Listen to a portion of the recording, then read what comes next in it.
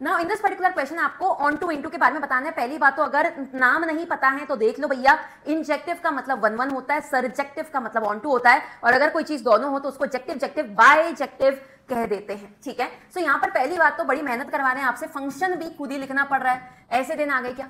Are की value 1 डालो यार, आर की वैल्यू 1 डालोगे तो x आएगा, आर की वैल्यू 2 डालोगे तो माइनस एक्स स्क्वायर बाई 2 आएगा, प्लस एक्स क्यूब बाई 3 आएगा, माइनस एक्स की पावर 4 बाई 4 आएगा, प्लस एक्स की पावर 5 बाई 5 आएगा, माइनस एक्स की पावर 6 बाई 6 आएगा, ठीक है। 7 तक ही जाना था वैसे तो अपन को, 7 तक जाना था, तो एक और टर्म लिखनी बाकी है। ओके ओके, लिख देते हैं। चलो यहाँ तक आ गए अपन। ये तो पहली बात फंक्शन है। अब देखो, जब भी इस तरीके के सवाल आते हैं हमको हमारे मन में काफी चीजें एक्टिव रखनी पड़ती है, कुछ डायरेक्ट रिजल्ट्स एक्टिव रखने पड़ते हैं। जैसे कि क्या, अभी देखोगे तो फील नहीं आएगी, बट पीछे से देखो x की पावर 7 इसका हाईएस्ट वाला टर्म है, ठीक है। सो ये एक 7 डिग्री पॉलिनोमियल है, 7 डिग्री छोड़ो, ऑड डिग्री पॉलिनोमियल है, ठीक है ना, ऑड डिग्री पॉलिनोमियल है। जितने भी ऑड डिग्री पॉलिनोमियल्स होते हैं, चाहे y इक्वल टू x ले लो, क्यूब ले लो, x क्यूब ले लो, मतलब x पावर 5 ले लो, कुछ भी ले लो, प्लॉट करके देखो आप डेसिमल्स पे, ऐसी सारी ही चीजों की जो रेंज होती है ना दोस्त, वो हमेशा r होती है, वो हमेशा माइनस इनफाइनाइट से इनफाइनाइट होती है।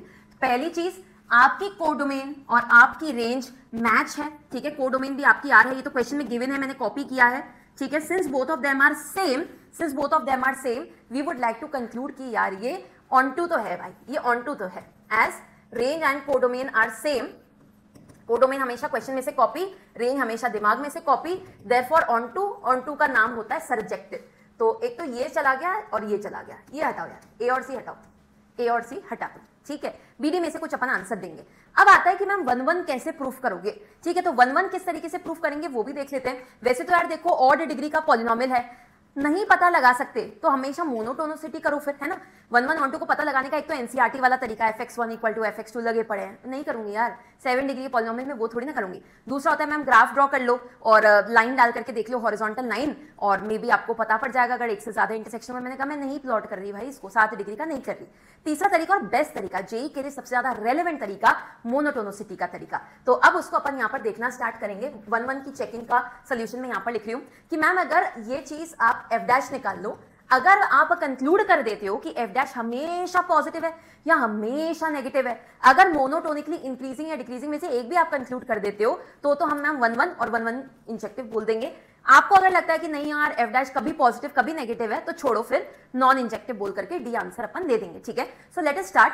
आप एफ डैश का वैल्यू यहां से फाइंड आउट करो, कितना आएगा 1 माइनस एक्स, ठीक है, plus x square minus x cube plus x power 4 minus x power 5, ठीक है, एंड साथ में कितना आ रहा है प्लस एक्स पावर 6, राइट। ये सारे टर्म्स आपके पास में आए। अब देखिए यहां पर ये चीज हमेशा पॉजिटिव आएगी। बोले कि मैम हमेशा पॉजिटिव कैसे आ सकती है, देखो आइडिया देती हूँ आपको, बहुत इंपॉर्टेंट चीज है, ध्यान से सुनना।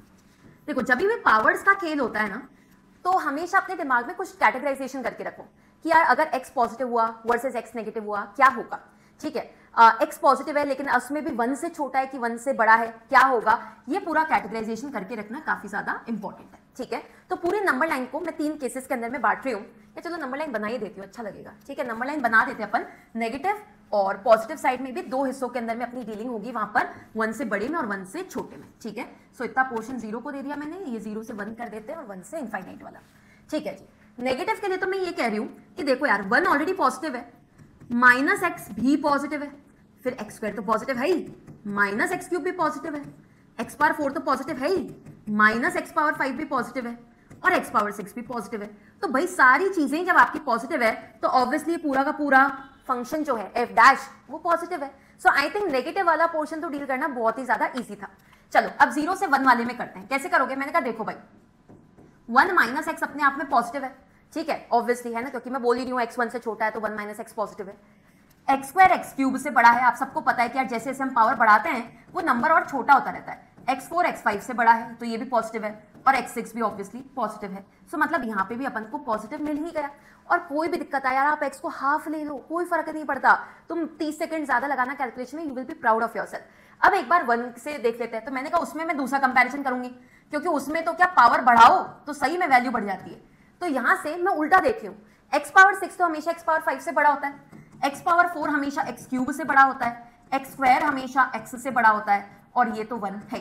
Positive positive positive positive, 4 positive चीजों को मिलाया, आंसर पॉजिटिव आ गया। अब खुद देखो, ओवरऑल कंक्लूड ना कर दूं कि यार ये जो मेरा ब्लू कलर का f डैश x लिखा था ये हमेशा पॉजिटिव है, व्हेन आई से हमेशा पॉजिटिव है दैट मींस आपका fx जो है that is monotonically increasing function, और मोनोटोनिकली बोल दिया इसलिए अभी 1 या फिर इंजेक्टिव कहना भी इंपॉर्टेंट है। So that is how we are saying कि एक्चुअली यार ये तो फंक्शन 1 भी निकला, ऑन टू भी निकला, ये तो एक्चुअली बाइजेक्टिव फंक्शन निकला। सच एन अमेजिंग प्रॉब्लम, आपका पूरा छोटा छोटा करके कितना प्यारा सोल्यूशन बन गया। कल को ये चीज अगर एडवांस के पेपर में भी आ जाती है with the current trends that we see, किया ठीक हो रहा है पेपर थोड़ा एडवांस का आजकल, तो बहुत अच्छा क्वेश्चन ये यहाँ पर बनेगा।